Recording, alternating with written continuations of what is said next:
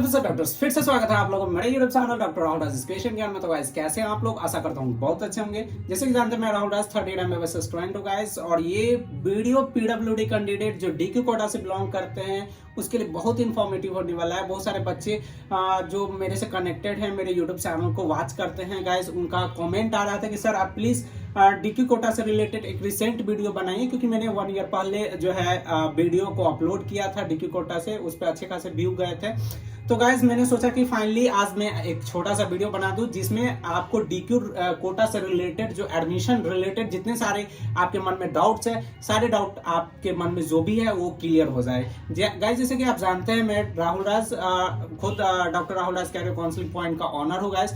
तो मेरे थ्रू जो है पिछले बार भी लगभग 30-40 डीक्यू कैंडिडेट का एडमिशन हुआ था, क्योंकि मेरे टीम में जितने सारे काउंसलिंग एक्सपर्ट हैं सारे के सारे डॉक्टर्स हैं, एमबीबीएस हैं। तो स्वाभाविक है जो अधिकतर जो डीक्यू कैंडिडेट है वो हम लोग के थ्रू ही एडमिशन करवाते हैं गाइस।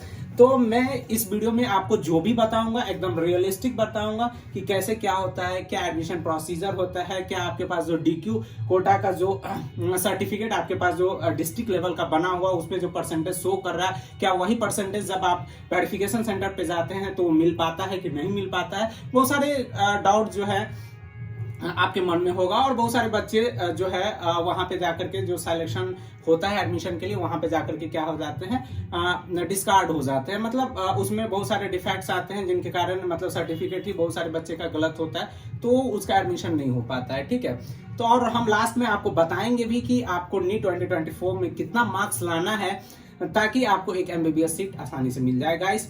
तो वीडियो को स्टार्ट करने से पहले मैं छोटा सा इन्फॉर्मेशन दे दूं गाइस। अभी हम लोग जो है डीक्यू कोटा के लिए स्पेशली बुकिंग करवा रहे हैं, जिनमें हमारी टीम जो है जो डॉक्टर एमबीबीएस की टीम है वो बच्चे को गाइड कर रही है, और गाइड करके नीट 2024 जो कि 5 मई को होने वाला है उसमें किस तरह से वो क्या चीज पढ़ के जाए, क्या चीज आपका जो स्ट्रेटजी होना चाहिए 1 मंथ का, ताकि आप अच्छे स्कोर ला पाए और जो स्कोर चाहिए आपके एमबीबीएस एडमिशन के लिए। तो गाइस हमारे टीम को आप ज्वाइन कर सकते हैं, जो नंबर आपको दिख रहा है उस नंबर से आप कांटेक्ट कर सकते हैं, काउंसलिंग एक्सपर्ट से बात कर सकते हैं, और क्या क्या फैसिलिटीज यहाँ पे अवेलेबल करवाई जा रही है स्टूडेंट के लिए, सारा इन्फॉर्मेशन आप जो है व्हाट्सएप के थ्रू ले सकते हैं। तो क्या चलिए वीडियो को स्टार्ट करते हैं विदाउट स्किपिंग द टाइम। तो सबसे पहले हम लोग जो बात करेंगे कि एडमिशन प्रोसीजर होता क्या है और कैसे होता है डीक्यू कैंडिडेट के लिए। ठीक है, तो गाइज आपके मन में होगा कि सबसे पहले तो आपने फॉर्म फिलअप किया है, तो फॉर्म जब आप फिलअप करते टाइम आपने अगर डीक्यू कोटा है, आपने डीक्यू कैंडिडेट पीडब्ल्यूडी जो कोटा होता है उसको आपने सेलेक्ट किया है, उसमें जो आपका डिस्ट्रिक्ट लेवल का जो सर्टिफिकेट बना हुआ है उस परसेंटेज को आपने उसमें मेंशन किया है गाइस, तो आप एलिजिबल हैं डीक्यू कोटा जो एडमिशन जो काउंसलिंग प्रोसीजर होता है उसके लिए। तो सबसे पहले आपको जो है 5 मई को एग्जाम देना है। एग्जाम देने के बाद जो है आपका जून में रिजल्ट अनाउंस होगा गाइस। रिजल्ट के बाद जो है वो हमारी जो टीम है, बहुत सारे काउंसलिंग एजेंसी है पूरे ऑल ओवर इंडिया में, बिहार में हमारी जो काउंसलिंग एजेंसी है वर्क करती है और पूरे इंडिया के लिए वर्क करती है गाइस। आप कहीं से भी इस वीडियो को देख रहे हैं तो हमारी टीम से आप कनेक्टेड हो सकते हैं।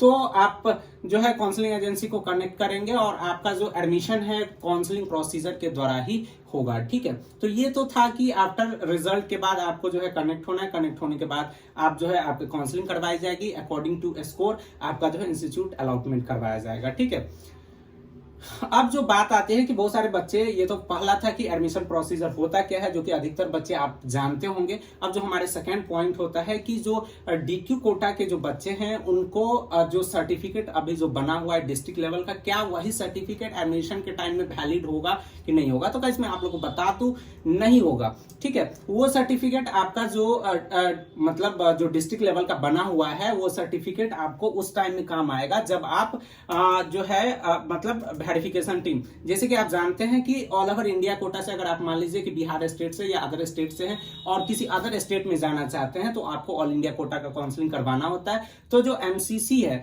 जो कि ऑल इंडिया कोटा काउंसलिंग करवाती है वो 10 से 12 सेंटर को डिसाइड करती है ऑल ओवर इंडिया में। वहां पे जाकर के आपको क्या कराना होता है, फिजिकल वेरिफिकेशन करवाना होता है अकॉर्डिंग टू डिसेबिलिटी। आपका डिसेबिलिटी क्या है उसके अकॉर्डिंग जो है एमसीसी एक लिस्ट निकालती है। उस लिस्ट में 10 या 12 जो मेडिकल कॉलेजेस हैं है ऑल ओवर इंडिया में, उसको जो है डिसाइडेड किया जाता है कि ये मेडिकल कॉलेज में इस टाइप के फिजिकल वेरिफिकेशन होना है। तो वहां पे जाकर के आपको फिजिकल वेरिफिकेशन करवाना होता है। अगर वहां पे अगर आपको 40% प्लस मिलता है गाइस, तो आप DQ कोटा के जो सीट है उसके लिए आप एलिजिबल होते हैं और आपको जो है वो सीट अलॉटमेंट होने के बाद एडमिशन होता है, ठीक है। लेकिन कुछ ऐसे स्टेट हैं जहां पे काउंसलिंग जो है अदर काउंसलिंग एजेंसी करवाती है। हर एक स्टेट में मतलब ऑल ओवर इंडिया पे MCC करवाती है, और अदर अगर स्टेट के अगर अभी सेंट्रलाइज काउंसलिंग नहीं मतलब एप्लीकेबल हुआ है गाइस, तो सारे स्टेट में अलग अलग काउंसलिंग एजेंसी है जो कि करवाती है। लेकिन मतलब बहुत सारे ऐसे स्टेट हैं जहां पे MCC का ही जो सर्टिफिकेट DQ सर्टिफिकेट होता है, MCC के द्वारा जो सेंटर डिसाइडेड होता है, उसी सेंटर से बना हुआ सर्टिफिकेट जो है वो क्या होता है, वैलिड होता है। लेकिन हमारा बिहार स्टेट है जहां पे MCC से जो आपने सर्टिफिकेट बनाया वो वैलिड नहीं होता है। आपको अगर बिहार में एडमिशन लेना है, स्टेट कोटा के थ्रू एडमिशन लेना है, मतलब MCC का वैलिड कब होगा, अगर आप ऑल इंडिया कोटा से एडमिशन ले रहे हैं बिहार के किसी मेडिकल कॉलेज में, तब वहां पे आपका MCC के द्वारा जो सेंटर डिसाइडेड है DQ वेरिफिकेशन के लिए, वहां से बना हुआ सर्टिफिकेट आपको वैलिड होगा। लेकिन अगर आप स्टेट कोटा से अगर आप एडमिशन लेना चाहते हैं तो आपको क्या करना होता है, जो BCC, क्योंकि आप जानते हैं बिहार में जो है काउंसलिंग एजेंसी जो है वो BCC है, BCC के थ्रू ही सारे एडमिशन होते हैं, मेडिकल इंजीनियरिंग जिस टाइप जो भी है, ठीक है। तो वही चीज जो है आपको BCC के द्वारा कुछ जो है सेंटर डिसाइडेड किया जाता है। जैसे हम लोग का, मैं GMCS बेतिया में 3rd ईयर MBBS स्टूडेंट हूँ गाइस, तो यहाँ पे जो है वो क्या होता है, लोकोमोटरी वेरिफिकेशन होता है। तो हर एक साल हम तो अपने कैंडिडेट का जो भी लोकोमोटर का होता है हम खुद यहीं पे करवाते हैं गाइस।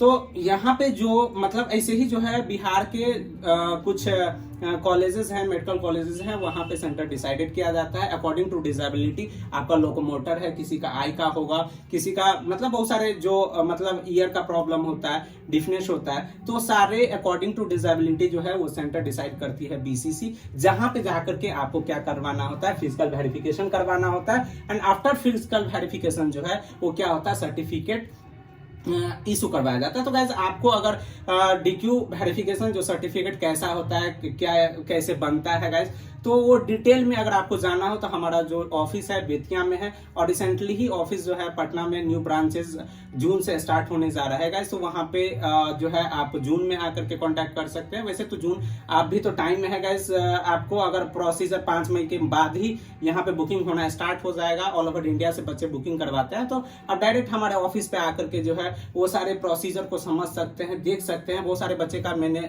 जो सर्टिफिकेट बनाया है वो हमारे ऑफिस में भी उसका प्रिंट आउट रखा हुआ है। सारे जितने सारे बच्चे का मैंने DQ कोटा से एडमिशन करवाया था, सबका अलॉटमेंट लेटर का हम लोग जो है क्या करते हैं, एक एक कॉपी रखते हैं। तो कैसे अगर आप मेरे ऑफिस पे विजिट करते हैं तो एवरीथिंग आपको जो है प्रैक्टिकली बताया जाएगा, आपको दिखाया जाएगा कि किस किस तरह से जो है वो जो है सर्टिफिकेट इशू करवाया जाता है, किस तरह से जो है सर्टिफिकेट बनता है, ठीक है।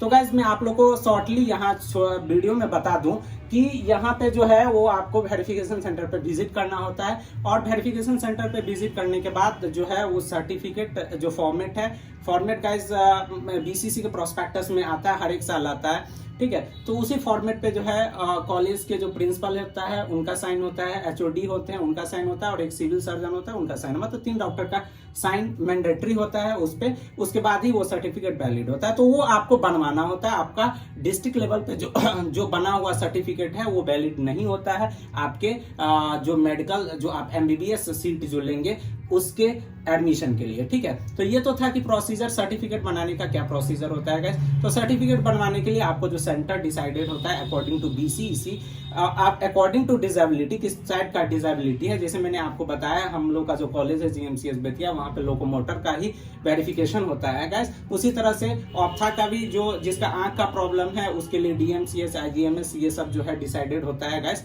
तो वहां पे जाकर के आपको वेरिफिकेशन करवाना होता है, उसके बाद आपको सर्टिफिकेट इशू करवाना होता है जिसपे परसेंटेज मेंशन होता है, ठीक है। और एडमिशन के लिए अब बहुत सारे बच्चे क्वेश्चन करते हैं कि सर एडमिशन के लिए कितना परसेंटेज मैंडेटरी होता है। तो जैसे कि आप जानते हैं, अगर आपने प्रोस्पेक्टस सही से पढ़ा होगा तो गाइस 40% जो है मिनिमम आपको होना चाहिए। उसके बाद ही आप जो है DQ कोटा के लिए जो है क्या होंगे, वैलिड होंगे, मतलब एलिजिबल होंगे, उस कोटा से आप एडमिशन ले सकते हैं, ठीक है। तो ये तो था कि आप डीक्यू जो मतलब ऑल ओवर इंडिया से अगर आप एडमिशन लेना चाहते हैं तो आप किस तरह से डीक्यू कोटा का जो सर्टिफिकेट है उसको आप इशू करवा सकते हैं। दूसरी, अगर आप बिहार स्टेट से अगर आप इस वीडियो को देख रहे हैं और आप बिहार में आप एडमिशन लेना चाहते हैं तो गाइज स्पेशली हम लोग से आप ज्वाइन हो सकते हैं। हम लोग जो है स्पेशली बच्चों का सर्टिफिकेट इशू करवाते हैं, कहाँ पे कैसे कंप्लीट गाइडलाइन आपको मिलता है, ठीक है। उसके बाद अगर आप अदर स्टेट लाइक अगर यूपी की अगर बात कर ले, असम की बात कर ले, एमपी की बात कर ले, तो वहां पे जो डीक्यू सर्टिफिकेट होता है वो कोई स्टेट के सेंटर पे जाकर के नहीं बनवाना होता। जो एमसीसी का है उसी सेंटर से जो डीक्यू सर्टिफिकेट बना है वही जो है वैलिड होता है स्टेट कोटा के काउंसलिंग के लिए भी, लेकिन ये कंडीशन जो है बिहार में नहीं है, ठीक है। अब हम लोग जो लास्टली बात करने वाले हैं कि जो डीक्यू कैंडिडेट होता है उनको कितना स्कोर चाहिए नीट 2024 में ताकि उसको एक MBBS seat, government MBBS seat मिल पाए। तो गाइज मैं आप लोगों को बता दूं, ये जो है आपके डिपेंड करता है कि आपका काउंसलिंग एक्सपर्ट कैसा है। गाइज हम लोग की टीम के थ्रू जो है लास्टली जो पिछले साल एडमिशन हुआ है 180 मार्क तक जो है एडमिशन हुआ है। बहुत सारा इसमें भी जो डीक्यू कोटा में भी थोड़ा कंपटीशन बढ़ा है। इसे पिछले साल हम लोगों ने 95 तक का एडमिशन करवाया था, लेकिन वही इंक्रीज करके जो है 2023 में 180 तक एडमिशन हुआ है गाइस। तो इस बार भी अगर आप चाहते हैं कि आपका एडमिशन एक गवर्नमेंट कॉलेज में हो जाए तो गाइस आपको मिनिमम 180 प्लस मार्क्स लाना होगा। अगर आप इतना स्कोर करते हैं तो आप हमारी टीम से ज्वाइन हो सकते हैं। वो गाइस सीन पे डिपेंड करता है। अगर मान लीजिए 180 से आपका कम भी है तो काउंसलिंग के टाइम में डिपेंड करता है। उस टाइम में आप हमसे कनेक्टेड हो सकते हैं कि क्या सर हमारा 170 प्लस है, 175 है, क्या मेरा एडमिशन हो सकता है कि नहीं हो सकता है। यानी कि मैंने आपको बता दिया कि 180 प्लस होना चाहिए। जो जिसका 180 से नीचे आ गया तो बच्चे जो है वो मायूस हो जाएंगे कि मेरा एडमिशन एमबीबीएस में नहीं होगा। तो गाइस इस पे नहीं, आपका सीन ऑफ काउंसलिंग के सीन पे डिपेंड करता है कि आपका एडमिशन एमबीबीएस में होने वाला है कि नहीं होने वाला है। तो गाइस मैंने आपको बता दिया, अगर आप डीक्यू कोटा से हैं, आप किसी भी जनरल से हो या एससी एसटी जो भी आपका कोटा हो, लेकिन अगर आपके पास डीक्यू कोटा है, अगर आप स्कोर 180 प्लस ला रहे हैं गाइस तो आपको एमबीबीएस सीट में एडमिशन जो है हमारी टीम आपको करवा देगी। मतलब अगर आपका काउंसलिंग, क्योंकि गाइस मैं आपको इसीलिए बता रहा हूं क्योंकि बहुत सारे बच्चे ऐसे थे जो कि पिछले बार काउंसलिंग कर रहे थे जिनका स्कोर 185 था, 184 था, वो खुद से काउंसलिंग कर रहे थे या किसी के थ्रू काउंसलिंग करवा रहे थे, लेकिन गाइस उसका सीट अलॉटमेंट नहीं हुआ था गाइस। तो इसीलिए आप जो है अगर आप एमबीबीएस सीट लेना चाहते हैं या मतलब एमबीबीएस सीट लेना चाहते हैं, अगर आप खुद से काउंसलिंग करने का अगर आप सोच रहे हैं, अगर आप डीक्यू कोटा के कैंडिडेट हैं तो गाइस आपका कहीं ना कहीं जाकर के जो है एडमिशन जाकर के फंस जाता है। तो ऐसा गलती नहीं करना है गाइस। आप हमारी टीम से कंप्लीट गाइडलाइन ले सकते हैं और एडमिशन करवा सकते हैं, ठीक है। तो आशा करता हूं कि ये वीडियो आपके लिए बहुत ही इन्फॉर्मेटिव रहा होगा। ऐसे इन्फॉर्मेटिव वीडियो पाने के लिए हमारे यूट्यूब चैनल को सब्सक्राइब कर लीजिए, बेल आइकन को ऑन कर लीजिए ताकि आपको काउंसलिंग से रिलेटेड जो भी इंफॉर्मेशन हो, जो भी अपडेट हो हमारे यूट्यूब चैनल से आपको मिलता रहे। तो thank you for watching my video at last.